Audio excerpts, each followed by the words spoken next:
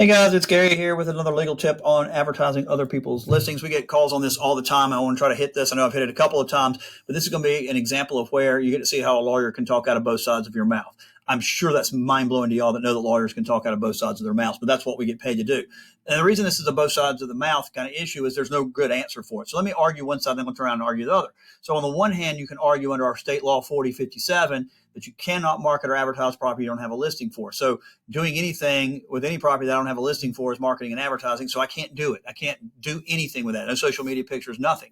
I also could argue that you can't interfere with somebody's agency agreement, and my agency agreement with my agent may set out how the property can be marketed and what it can't be done. So if another agent's marketing it, you violated my agency agreement. So I think you can make those two arguments. That's kind of the black and white, very strict approach. But on the other hand, we know that that's not how it actually works, because with the MLS, if your broker is a member of the MLS and my broker is a member of the MLS, well, there's an agreement there of sharing information. That's how when you post something in the MLS, it gets posted to realtor.com and Zillow and all these other platforms.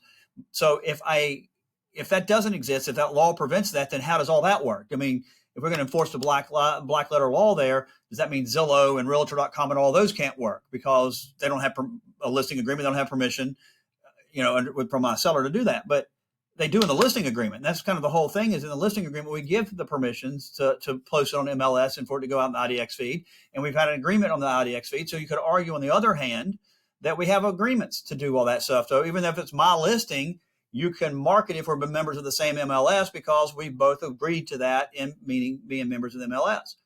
But how far does that agreement go? Does it mean you can just take my listings from the MLS and market them on your website, giving me credit? Or does that mean that you can be outside of my house and take a picture of it and post it on social media and go, hey, look at this house that Gary has listed. If anybody wants to look at it, I'm happy to show you.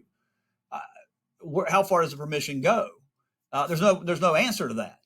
And I don't know really what to tell you to do. I mean, that's where a lawyer gets talking out of both sides of their mouth. It's just not clear out there what we should do. So it's kind of a mess. I personally think that it's not a problem. I mean, if you want to take my listing, if I had a listing and show it all over social media, as long as you give me credit, what do I care? You're helping me market and advertise it. I want you to find me a buyer. I want you to sell the property for me, and I'm happy to pay you a share of the commission for doing so. So I don't have a problem with you doing that. I've never understood why agents get all bent out of shape over it, but apparently some people do.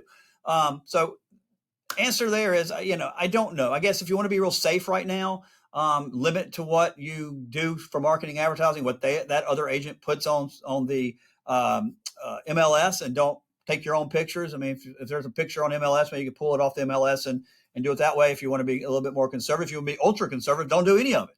But there's just no answer. So hopefully we can get some guidance here soon, and we'll be able to give you some more information. All right, that's the legal tip for today. Don't forget about October 3rd will be our Oktoberfest. It's going to be at Beer Keller down there in Canalside. It's a brand new brewery. It's phenomenal. It's beautiful.